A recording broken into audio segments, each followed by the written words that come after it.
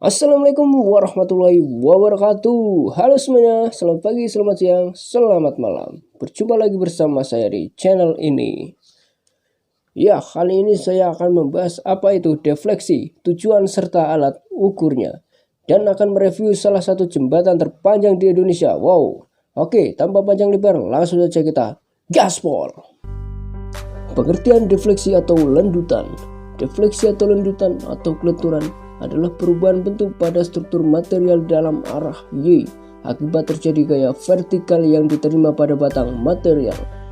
Pengukuran defleksi dilakukan dari permukaan netral awal ke posisi netral setelah mengalami pembebanan atau terjadi deformasi. Deformasi permukaan netral dari struktur material tersebut disebut sebagai kurva elastis. Berikut gambar balok sebelum dan sesudah terjadi deformasi. Tujuan pengujian defleksi. Pengujian defleksi pada suatu material perlu dilakukan dengan tujuan sebagai berikut. Yang pertama, menentukan kekuatan struktur material. Yang kedua, mengetahui batas aman struktur material pada saat terjadi pembebanan maksimal. Faktor yang mempengaruhi defleksi. Yang pertama, kekakuan material. Material yang memiliki kekakuan yang semakin baik, maka defleksi yang dihasilkan akan semakin kecil. Yang kedua, besar kecil gaya yang diberikan. Besar gaya yang diterima pada material berbanding lurus dengan besarnya defleksi yang terjadi. Apabila beban yang diterima oleh struktur material semakin besar, maka defleksi yang terjadi semakin besar pula. Yang ketiga, jenis tumpuan yang diterima. Suatu struktur material akan mengalami jumlah reaksi pada tiap jenis tumpuan berbeda-beda. Semakin besar reaksi dari tumpuan yang melawan gaya dari beban, semakin besar pula defleksi yang terjadi, sehingga besar defleksi tidaklah sama pada masing-masing penggunaan tumpuan yang berbeda-beda. Yang keempat, jenis beban yang terjadi pada batang. Struktur material atau beban kerja yang mengalami pembebanan akan melandut apabila diberikan beban yang cukup besar. Apabila hal tersebut terjadi pada bagian-bagian tertentu dari struktur jembatan, lendutan sangat tidak diizinkan. Apabila lendutan yang besar pada struktur jembatan tersebut, maka jembatan akan mengalami kerusakan atau roboh. Alat ukur defleksi. Berikut ini adalah sejumlah alat ukur yang dapat digunakan untuk mengetahui besaran defleksi yang terjadi pada batang lentur. Yang pertama, strain gauge. Strain gauge merupakan alat sensor aktif yang berfungsi untuk mendeteksi tegangan yang terjadi pada load scale. Terdapat dua strain gauge untuk mengukur defleksi, yaitu strain gauge pada tumpuan jepit dan strain gauge pada tumpuan roll.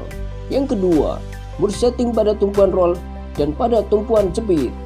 Kedua mur setting ini bekerja dengan cara men-setting kembali angka strain gauge pada tumpuan roll, di mana harus dalam posisi menunjukkan angka 0 atau tanpa beban. Yang ketiga, dial indicator. Dial indicator merupakan salah satu alat ukur yang dapat mengukur kerataan suatu benda. Alat ini memiliki ketelitian 0,01 mm. Demikianlah penjelasan mengenai apa itu defleksi, tujuan pengujian defleksi, faktor-faktor apa saja yang mempengaruhi defleksi, dan alat ukur defleksi. Framelens Audio Visual.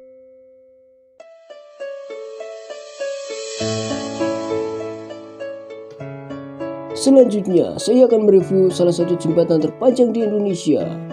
Ya, Jembatan Nasional Suramadu adalah jembatan yang melintasi Selat Madura menghubungkan Pulau Jawa di Surabaya dan Pulau Madura di Bangkalan, tempatnya Timur Kamal, Indonesia. Dengan panjang 5.438 meter, jembatan ini merupakan jembatan terpanjang di Indonesia saat ini. Jembatan Suramadu terdiri dari 3 bagian, yaitu jalan layang, jembatan penghubung, dan jembatan utama. Jembatan ini diresmikan awal pembangunannya oleh Presiden Megawati Soekarno Putri pada 20 Agustus 2003 dan diresmikan pembukanya oleh Presiden Susilo Bambang Yudhoyono pada 10 Juni 2009. Pembangunan jembatan ini ditujukan untuk mempercepat pembangunan di Pulau Madura, meliputi bidang infrastruktur dan ekonomi di Madura yang relatif tertinggal dibandingkan kawasan lain di Jawa Timur. Perkiraan biaya pembangunan jembatan ini adalah 4,5 triliun rupiah.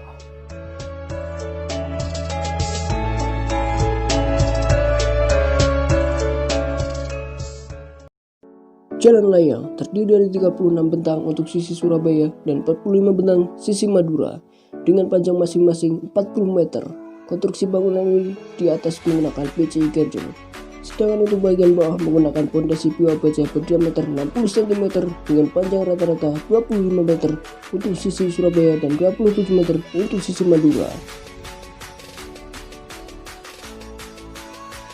Jembatan utama konstruksinya terdiri dari pondasi porpel 2,4 meter dengan panjang sekitar 80 meter, dua pilar ngebar dengan ketinggian 140 meter, dan lantai komposit double pine yang ditopang oleh cable stand dengan bentang 192 meter, 434 meter, 192 meter. Ketinggian vertikal beban untuk navigasi bentang utama adalah 35 meter. Bagian lajur jalan, lebar jalan 2 x 15 meter, lajur kendaraan 2 x 2 x 3,50 meter, lajur lambat darurat 2 x 2,75 meter, kelandaian maksimum 3%. Lajur kendaraan roda 4 terdiri dari 4 lajur cepat dan 2 lajur darurat. Kendaraan roda 2 terdiri dari 2 lajur. Jembatan penghubung untuk bangunan atas menggunakan beton dengan bentang 80 meter sebanyak 7 bentang, baik untuk sisi Surabaya maupun sisi Madura. Sedangkan struktur bawah terdiri dari pondasi porpile berdiameter 180 cm dengan panjang 60 sampai 90 meter. Oke, itulah video dari saya. Apabila bermanfaat, silahkan like, komen, dan share. Semoga bisa menambah wawasan kita semuanya. Apabila ada kesalahan dalam pengucapan atau penyampaian, saya mohon maaf. Sekian, wassalamualaikum warahmatullahi wabarakatuh.